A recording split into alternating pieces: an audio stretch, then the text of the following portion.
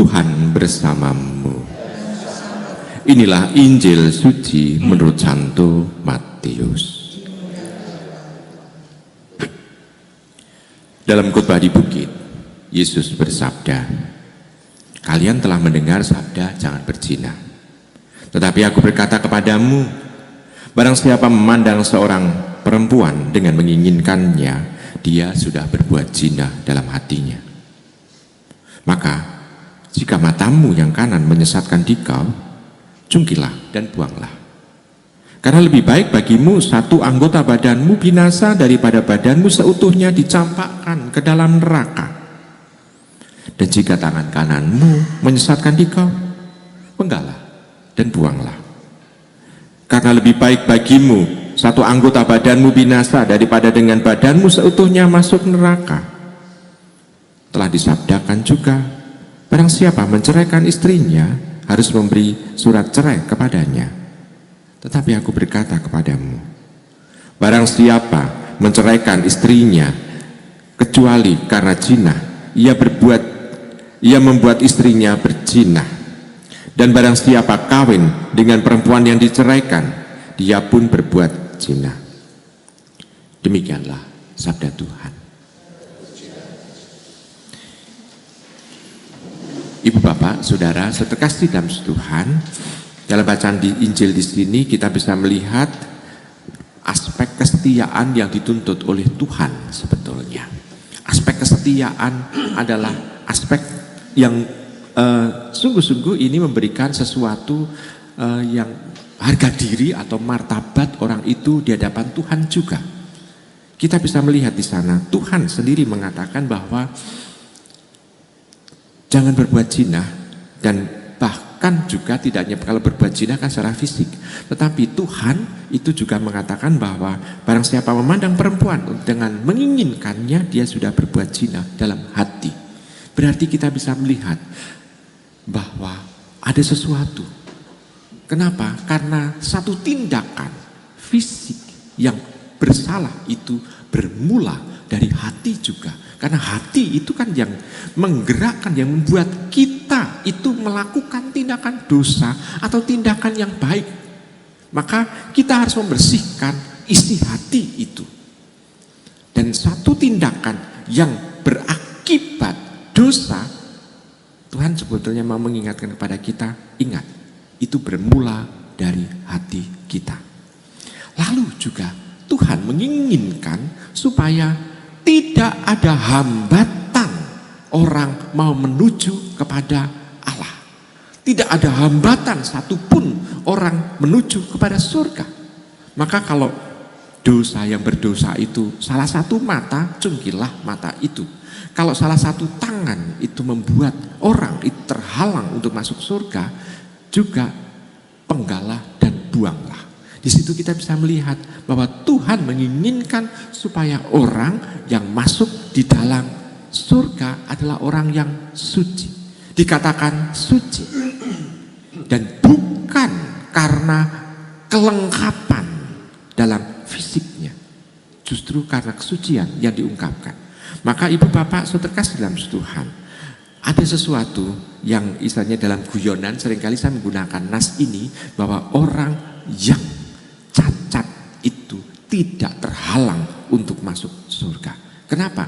Karena yang mata saja yang utuh normal, kalau itu berbuat dosa salah satu harus cungkil, harus dibuang. Yang tangan saja, kalau itu dua-duanya itu sebetulnya sempurna tangannya, tapi kalau tangan itu salah satu itu membuat orang berdosa, harus dibuang, dipenggal.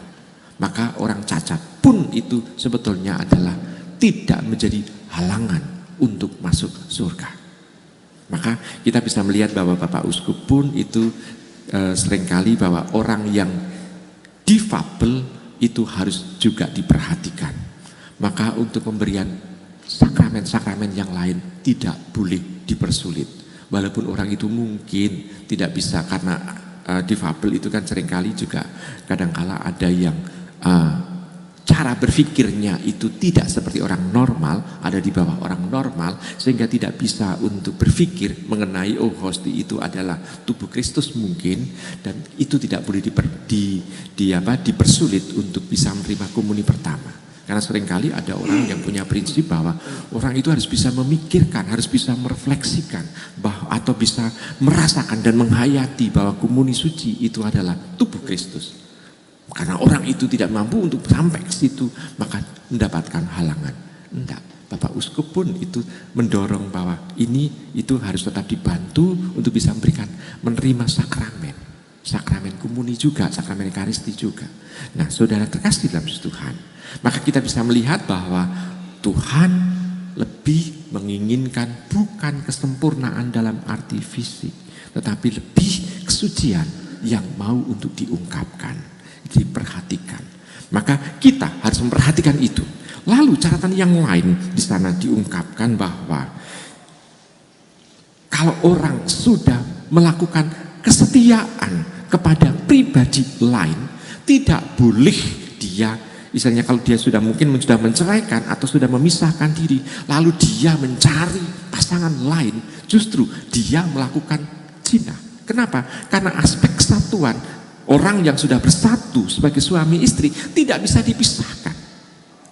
Dan ketidak bisa terpisahkan inilah Tuhan sendiri mau menegaskan bahwa walaupun dia sudah menceraikan, tetapi menceraikan kan berdasarkan surat, tetapi di hadapan Allah dia tidak berpisah.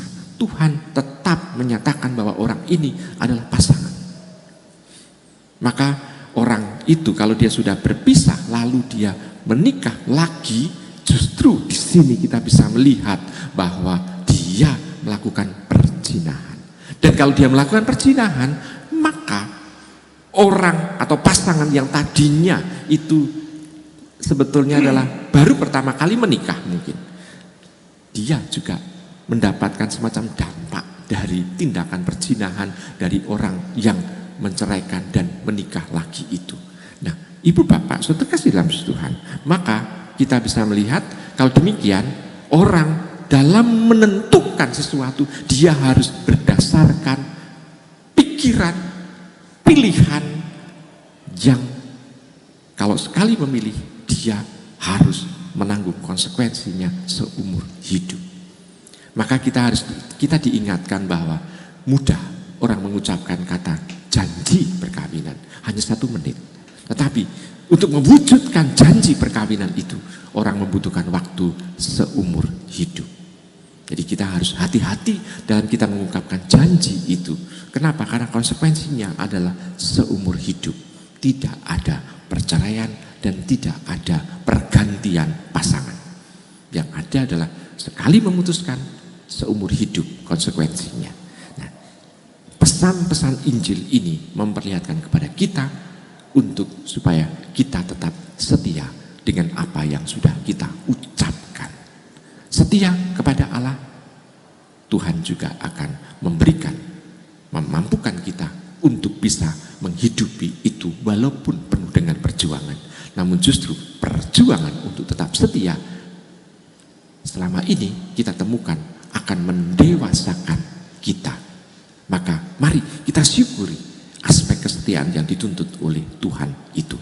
Selamat merenungkan.